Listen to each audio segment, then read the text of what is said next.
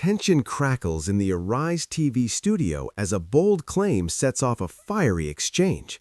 When Agule declares that electricity is cheaper in the UK than in Nigeria, Rufai fires back, and the debate quickly turns into a gripping showdown. Voices rise, facts fly, and viewers are left on the edge of their seats as this explosive clash unfolds live on air. Sit back and watch this video till the end to catch all the information.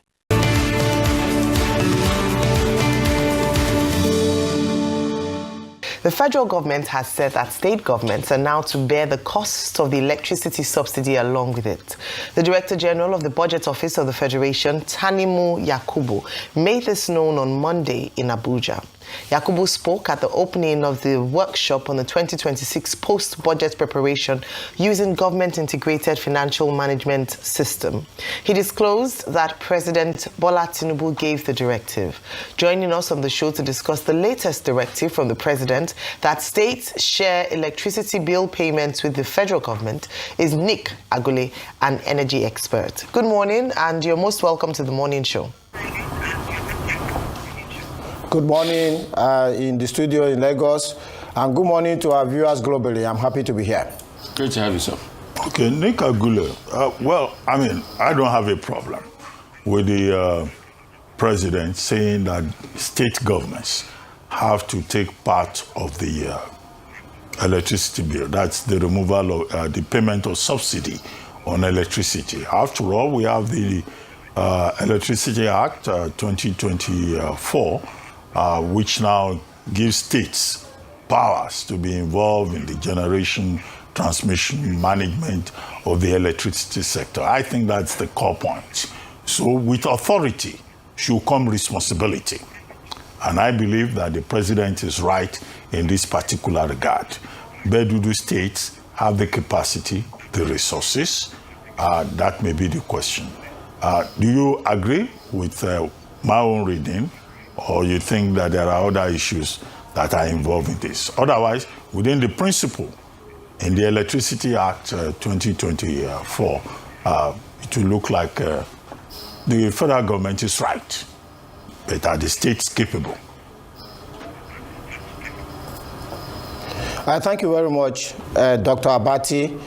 I agree with you. I align my views with you to say that now that the states, through the Electricity Act that was signed in 2023 by President Tinubu, have a responsibility to create electricity markets in their domains, they should also come to the table about this subsidy matter. And it should not only be states, it should be the local governments as well.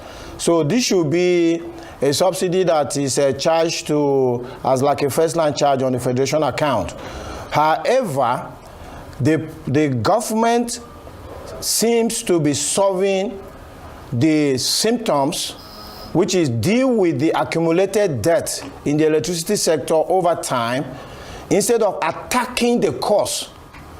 Because we need to ask the question, what is causing this debt? What is actually happening that we now hear that Gencos are owed 4 trillion naira, and we have a subsidy of 1.2 trillion naira in the MTEF document for 2026-2028. Why so? Why is the government not subsidizing the telecom services, for instance? And that is where the question is. That's the real issue. If I can demonstrate to our viewers what is actually happening in the electricity sector, if you give me a minute, I'll do that. Assuming the power station in Egbin generates 1,000 megawatts of electricity. The 1,000 megawatts of electricity does not end up in the market. And what is the reason for that? Maybe 300 megawatts is not evacuated out of Egbin. It is totally stranded at the power station. What is the reason for that? Because there's no transmission capacity to carry it. Now, 700 megawatts makes it into the grid. That is transmission. And by the time the grid transports that 700 megawatts to Abuja, where I am speaking from, to sell in the market, maybe only 500 megawatts arrived. What happened to 200 megawatts? They are lost because of bad infrastructure, aging equipment, and all of that. That's what you call technical losses, gone because of the equipment. Then 500 megawatts arrives in Abuja. The Abuja Distribution Company, that is AEDC, quickly rejects 150 megawatts. They were not taking it. Why are they not taking 150 megawatts? Because they have not invested to expand the distribution network to be able to take all of the 500 megawatts that have come from Egbin. Now the 350 megawatts that they now take, they now put it in the market. When they put it in the market, they are only able to build 250 megawatts. What happened to the 100 megawatts? The 100 megawatts is either stolen or it is lost through a poor distribution network again. So that is what you call the commercial losses. Then the 250 megawatts that has been built, the bill sent to consumers, maybe only 160 megawatts have been paid into the bank.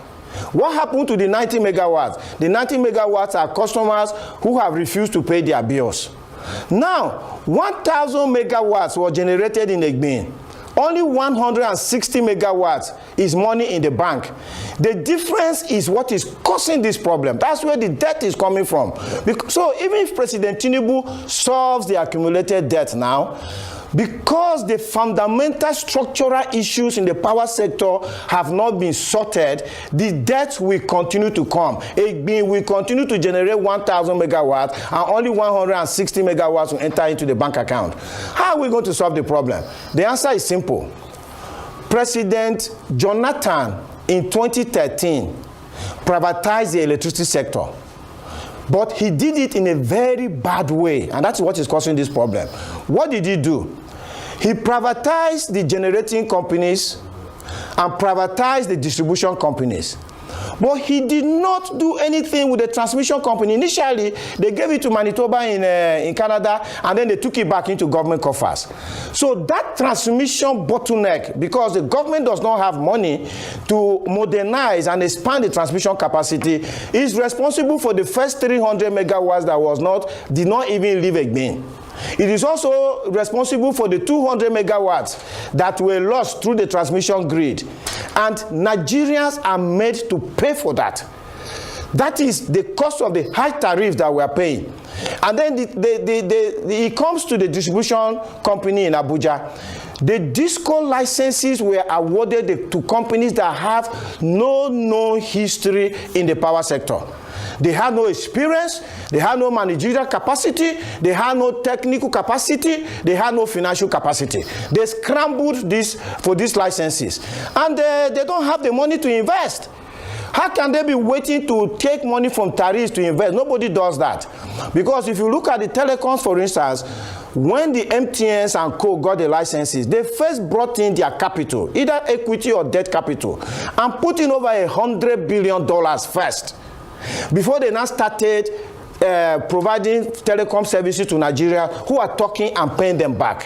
How much have the operators in the power sector put in? They haven't put in anything. And Nigerians are just being strangulated with habits. There's something I will say now that will shock Nigerians before I give way. I pay for electricity in the United Kingdom, where I have a home. I pay for electricity in Nigeria, where I have a home. I'm paying far more for electricity in this Abuja than I pay in London. And yet in London, I get 247, 365 electricity non-stop. That's interesting. That's interesting, but based on your experience as to paying, because I know that utility bills in the UK is quite expensive. But let me ask you a question around the state's capacity to pay. Now, this move by the federal government is to address, the debts and well, not just legacy debts, but ensuring that the states take responsibility and maybe might also begin to push for cost-reflective tariff. But in the interim, do the states have capacity to pay, or would it further make the problem worse for these companies who are already being owed in large sums? Because only in 2024, there was a report around 20 states owing electricity bill, and not being able to pay up. So what is the capacity, and would it not just further exacerbate the challenges? Thank you so very much, Ayo. First and foremost, I have done the analysis. I can share it with you offline because minimum wage in Nigeria can only attract 350 units of electricity on band A, whereas we attract a minimum wage in the UK, we attract 7,500 units of electricity. So the Nigerian consumer is worse off even at that level. So coming to the state's capacity to pay, the states won't have capacity to pay. Yes, the states are drawing more from the federation account, but this subsidy, this so-called subsidy, first and foremost, let me say that there is no need for this subsidy. If the President Tinubu's government goes back to that flawed privatization process in 2013 and fixes it, there will be no need for subsidy in the electricity sector. We are not paying subsidy in telecoms. That's the same thing that will happen because telecoms was done well, was given to competent people, and they are now giving us telephone services at far cheaper rate than NITE was giving us. So, not really. So the state, okay, yes. Not really. Electricity sector and telecoms is quite different. The infrastructure input cost in the electricity sector and telecom setup cost is very different. So I don't like it when we make the analogy of, oh, we got telecoms right. Electricity is different. You have a far more threshold of investment in electricity than telecoms. So let's not make that comparison. The point I wanted to finish up your point, but I just needed to address that comparison. Finish up your point. I think it's not a fair comparison. Okay, so I was coming to... thank you, Rufai. I hear people say this thing, that telecoms is different from electricity. The way I see it, these are two services that need investment, infrastructure, and then services. That's the sequence. You put in money, you expand the infrastructure, and then get the services done. In telecoms, the Nigerian government company called NITEL, they were receiving budgetary allocations, but they were not putting the infrastructure in place. So they were only able to provide 500,000 active lines to Nigerians. But when the MTNs and Co came in, with their $100 billion put in, they expanded telephone availability to over 220 million lines today. So even at a lower tariff, they are making far more money than what NITEL was doing. The same thing will happen in electricity. If we go back and fix that flawed privatization of 2013 and competent operators take over this sector, they will bring in their money and put into the sector, expand our output from the measly 5,000 megawatts to probably 50,000 megawatts. And at 50,000 megawatts, Rufai, even at a fraction of the current tariff, there will still be liquidity in the sector. So nobody will be talking about illiquidity. So to land on the states, I say that the states will not afford this because, number one, it was not part of their budgetary provisions. They didn't expect that this kind of bill will be landed on their table. So the federal government should just take steps to ensure that we should fix the privatization so that this issue of subsidy will not arise. I like the point that Dr. Abati made at the beginning. If the states are now being faced with this heavy bill, let it now be a trigger for them to go back to their states and start creating their own electricity market. Many states have not done anything with the Electricity Act. They've done nothing. Okay. So this now should be a painful reality for them to go and do what needs to be done. Okay, it goes back to the cash, and that was the argument I was trying to make, and it's as if you didn't still get it. I'm not talking about, oh, federal government was running nights and they didn't. No. The argument is the entry cost for electricity. Okay, how much do you think it is to build a 300 megawatt power station? It's expensive. I know that. I'm an energy expert. How much? No, I'm just asking you. I'm just asking you the going rate in the industry. I don't have that data. I can't give you that data. But even if it is $300 million, you need the capital to put in. No, I'll give you the going rates. Okay. The going rate is about $450 to $500 to $600 million. That is minus. Okay. You will now build distribution infrastructure. That's another cost. If you are to bid for a telecom license, your entry cost will probably be maybe $100, $200 million to get your licensing in. Then once you have one cell, your base channel, but you have to connect. So it's a deeper business. What I want to ask you is this. Number one question will be about how can we improve upon the infrastructure, they address the international challenges on distribution and all of that. Secondly, how can we get states to raise the colossal capital You are saying the states do not want to do anything. It's because the entry cost is very high. You saw how Lagos had problems with AES. It wasn't that an easy ride for Lagos back in the days. You are even seeing what we're expending on Azura and the likes. So the initial setup cost, how are the states going to be able to get this initial setup cost to be able to stabilize and now build up the distribution lines? Rufai, you and I are saying the same thing. You are talking about entry cost. I agree with you. The entry cost for electricity is much higher than telecoms. But so the tariff. The tariff for electricity is much higher than telecoms. So you put in more money in the electricity, you get more money out. I mean, Bonga Southwest just announced $20 billion of investment. So you are saying that the entry cost is high, and that is exactly the problem. The problem is that the people who have these licenses in the electricity sector in Nigeria don't have the capital to pay for this entry cost.